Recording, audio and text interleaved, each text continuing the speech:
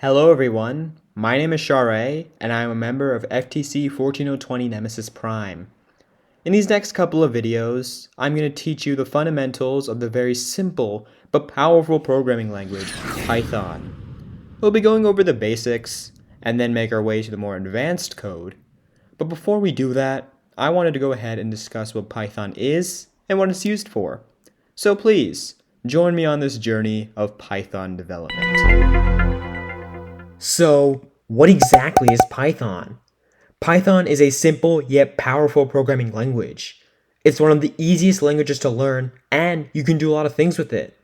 Because of this, it's very popular and the most sought out in jobs. Some pros of Python is that it's very beginner friendly, unlike some other programming languages. It also has a lot of libraries, which means that there are a lot of tools and resources you can use to assist on whatever you're trying to make. It can also run on basically any computer, so Windows, Mac, and Linux machines should run Python code just fine. In fact, you don't even need a very powerful computer to run Python. I've seen computers as old as 2006 run Python at its latest version just fine. So chances are that the computer you're watching this on can run Python.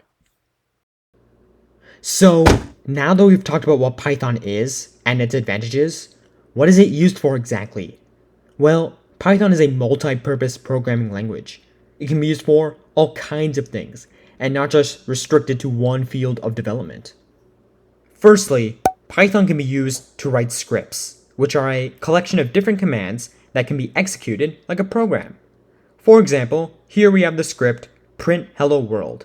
What Python is going to do, it's going to take this command and execute it by printing hello world on the screen. Python is also used for a lot of mathematical purposes. For example, data analysis, finding data points and drawing lines of best fit. But it can also be used for types of regression, or finding the relationship between mean data value points and a series of other variables like independent variables. Python has a heavy emphasis on math and statistics, which allows it to be very useful in machine learning and artificial intelligence, since we can use math to predict future outcomes. For example, on the Google search bar, we might be able to type in pizza, and something that might pop up in the search suggestions are best pizza places near me, or favorite types of pizza in my area. This is an example of machine learning, where it is taking popular searches and using that data to predict what you might want to search next. Python is also being used in game development. Games like The Sims and Battlefield used Python for functionality and add-ons. You can also use Python to create movement, dialogue scripts, and object placements within a game engine. Python modules such as Pygame are very helpful in making game prototypes and 2D side-scrollers. Python is also used for web development. Using a great selection of libraries and frameworks, you can make your own web apps. For example, Instagram, Spotify, and YouTube were all made in Python using frameworks. Python can also be used for servers and running them, and you can even create your own services that allow you to connect to the servers using your phone and computer to upload files. Now, Python can be used for more than just these four things, but the main point that I'm trying to get here is that there's really no excuse for you not to be learning Python. It's very easy to use, it can be used for a variety of things, and if you're pursuing a career in computer science, Python is basically a no-brainer, since the whole world is basically shifting towards it. So now we've talked about what Python is and what it's used for. So let's go ahead and get it downloaded on our computers. Head over to python.org. Once you're at the main screen, go to Downloads, and there you should see the download button. But before you click on it, make sure that you're downloading Python for the right operating system. In this case, I'm using macOS, so I'm good to go. So I'm going to go ahead and click Download, click Allow, and the download process should be similar for Windows and Linux users. Now I'm going to go to my Finder, or if you're on Windows, your File Explorer, Downloads, and then you want to double click on the package. Click Continue, Continue, Continue, Agree, and then when you click Install, it's going to ask you for administrator password. Make sure you know that.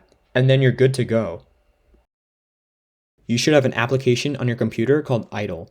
Idle is an integrated development environment, or IDE, and basically you can just write and run Python code here.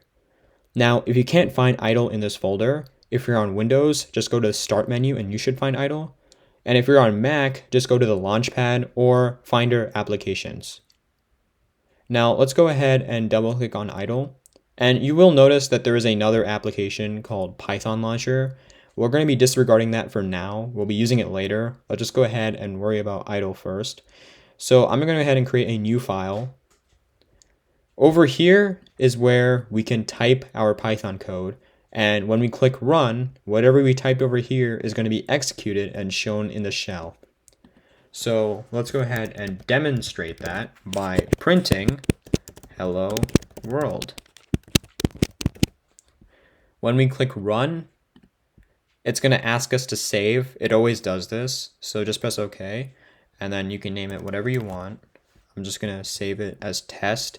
And you can save it as documents, desktop, wherever on your computer. Click save. And as you can see, it prints hello world in the shell. Idle is not the only IDE that can run Python code. In fact, many people like to use PyCharm and Visual Studio Code to work on their projects, but we're going to be sticking to Idle here because it's very basic. You just type your code over here and it just runs over here. The other IDEs, there's a lot of graphical interface and development tools and debuggers, something that might be, very confusing to newcomers. So if you want to use, different IDEs, that's perfectly fine. You can still find success in following us, but it's recommended that you use Idle. And if you are using different IDEs, then make sure you know how to get Python running on them. Now, for Chromebook users, you can't actually use the same download process that we used in the video because Chrome OS does not support it. So instead, we can turn to a browser-based IDE called REPL.it or REPL.it. And basically, all you have to do is create an account and you can run Python code on your browser. So let's go ahead and do that. After you've signed in or created an account, what you want to do is you want to go ahead and click this plus sign on the bottom of Create. Select the language, in this case it's going to be Python, and then you can name it whatever you want. In this case, I'll just name it Python test. Now you want to go ahead and just press create, and then over here we can type our code, and when we click run, it's going to run over here. So let's go ahead and do print hello world. Let's go ahead and click run. And as you can see, it prints hello world over here. So if you're using a Chromebook, you can still join us on this journey by using REPL.it, a browser-based IDE. Thank you so much for watching. Hopefully you got a gist of what Python is and what it's used for, and successfully downloaded it on your computer. In the next video, we're going to begin with the fundamentals of Python, starting with the different data types and what they're used for. Again, thank you so much for watching, and I'll see you in the next video.